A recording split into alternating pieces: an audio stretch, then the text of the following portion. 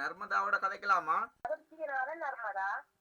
சதுர்த்தினாவே நர்மதா, சொல்லுங்க.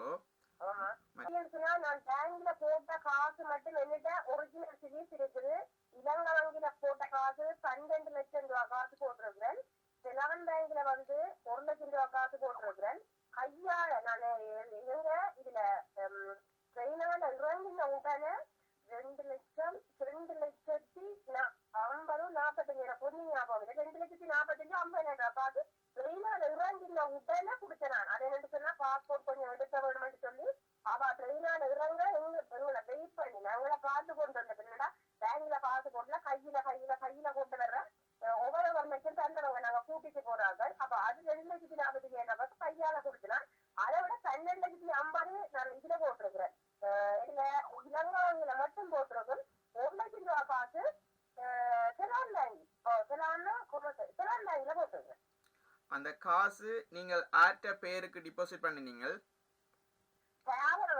சொல்லி அவட உதயகளாட கஸ்டல் போட்டிருக்கிறேன். உதயகளாட பேருக்கு போட்டிருக்கிறேன்.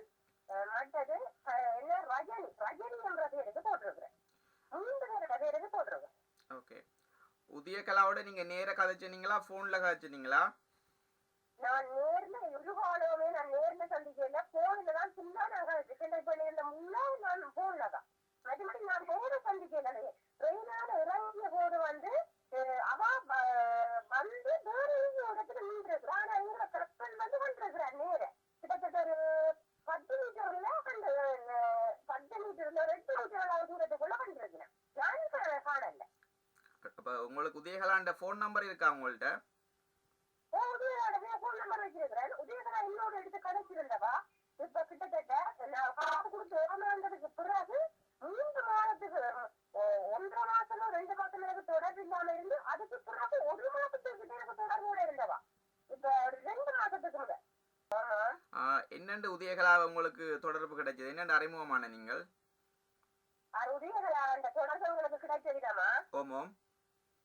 என்னன்னு சொல்லிச்சேன்னா எங்களுக்கு எங்கட ஊர்ல தான் இருக்கிற அஜின்னு சொல்லி ஒரு அண்ணன் அஜின்னு சொல்லி அவர் எங்கட ஊர் அண்ணன் ஒரு 10 அண்ணன் அவரோட தான் இவர் சென்டெக்ட் பண்ணிருக்கிறார். உங்களை முடியவளைக்கு வந்து தொடர்பு கொண்ட அப்படின்னு சொன்னா அஜி சந்திரன் இப்படி ஒரு 10 படியர் அவங்களும் முதல் ஜாயின் ஆகி அதுக்கு அடுத்த கட்டம் வந்து எட்னா ஒரு கர்னல் அக்காவோட ஜாயின் ஆகி அந்த அக்கா எங்களுடைய அக்காவுக்கு அறிமுகப்படுத்தி எங்களுடைய அக்காவுக்கு கற்பனை இல்ல அந்த அக்கா கர்னல் அக்கா அந்த குடலி அக்கா பதனிக்கு அறிவு பதனி எங்களுடைய அக்கா தான் பதனி அக்கா எங்களுக்கு சொல்லும் போது நான் இதை செய்ய வருகிட்டேன். எங்களோட உறவுகள் ஃபுல்லா எல்லாருமே இப்ப நாங்க கிட்டத்தட்ட எங்களோட எங்களோட குடும்பம் உறவுகளால மட்டும் போன காசு அதுல 28 லட்சம் எடுத்துக்கிறேன்னு சொல்லி 10 லட்சம் அதை விட எங்களோட உறவு எங்களோட 3 அப்படி கிட்டத்தட்ட ஒரு 50 லட்சத்துக்கு 48 லட்சத்துக்கு மேல எங்களோட குடும்பத்தால மட்டும் எங்களோட உறவுகளால மட்டும் இழந்தாங்க. அதை விட நாங்க ஜாயின் பண்ணி விட்ட ஒரு ஒரு அண்ணா ஒரு தம்பி அதை விட வந்து எங்களோட கூட பிறந்த தம்பி ஒரு ஆள் அதை விட ஒரு தெரிஞ்ச அக்கா ஒரு ஆள் என்ன பேர் மாணவி என்று சொல்லி அதுக்குள்ள கமனி என்று சொல்லி அமலாக்காவோ என்ன இருக்கு அந்த அக்கா எல்லாருமே 3,40,000 கொடுத்திருக்கிறாங்க. அவா 3,40,000 மற்றவா 3.5 லட்சமும் மற்றது இவன் வந்து தம்பி 2 லட்சம் மற்ற இன்னொரு அண்ணா வந்து 1 லட்சம். அதை விட கூட பிறந்த தம்பி 1 லட்சம் இவ்வளவு நாங்க கொடுத்திருக்கிறோம். என்னண்டா சொல்லிச்சுன்னா இன்றைக்கு என்னதான் சொன்னா பாரு இதுக்கு நான் என்னது சொன்னா சார் இப்ப எங்க அக்காட்ட வந்து எங்க அவளா சிலிப் ஒரிஜினல் சிலிப் அவளாவும் யாழ்ப்பாணத்துல வச்சிருக்கிற அக்காட கைவசம் இருக்குது. அதை விட வந்து நான் வந்து என்னது சொன்னா பவுனியாக்கு வந்து நான் சொல்லுங்க. பவுனியாலதான் நிக்கிறேன். பவுனியால இருந்து கொண்டுதான் கதைக்கிறேன்.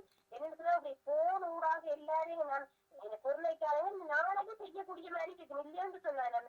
இப்ப எல்லாரையும் கண்டக்ட் பண்ணி சில பேர் போன் நம்பர்கள் வேலை செய்யாம இருக்கு எல்லாரையும் ஒழுங்குபடுத்திட்டு நான் இன்றைக்கு உங்களுக்கு இது செய்வேன்.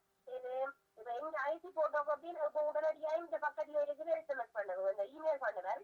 அதை விட வந்து இப்ப அக்கா எடுத்துன்னா அக்கா இந்த நம்பர் அக்காட்ட கொடுத்துருந்தா உடனே இமெயில் பண்ணுவேன் அக்காத சொல்லுங்க.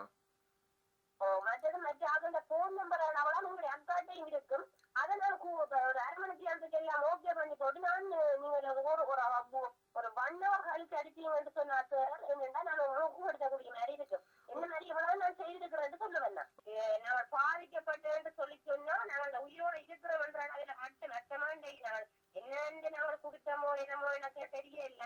எல்லாம் 100% எல்லாமே நான் செய்து முடிப்பேன். பிளைட் எல்லாம் வாங்க எல்லாம் செய்தாச்சு, பாஸ்போர்ட் எடுத்தாச்சுன்ற முறையில எல்லாம் கூப்பிட்டு எங்களுக்கு என்ன நடந்து முடிஞ்சுன்றதே எனக்கு அக்காட்ட விளக்கமா தெரியுதா மிச்ச முழுக்க நீட்டா சொல்லுவா. அதை விட எங்களுடைய அத்தாண்ட குடும்பத்தால எங்களுடைய அத்தாண்ட ஃபேமிலி வந்து விசராசிரமையிலான அண்ணன் இருக்குது. என்னன்னா 28 லட்சம் ரூபாய் காசு எங்க 4ஆம் மாடிக்கு கொண்டு போறேன்னு சொல்லி எங்களுடைய அத்தாண்டி அக்காவையும் அம்மாவையும் கொண்டு போய் அடிச்சு 28 லட்சம் ரூபாய் காசு வேண்டி இருக்கிறாளவா. ஆனா இவங்களுக்கு சொல்லுப்படையில நான் 28 லட்சம் ரூபாய் காசும் வேண்டிங்க.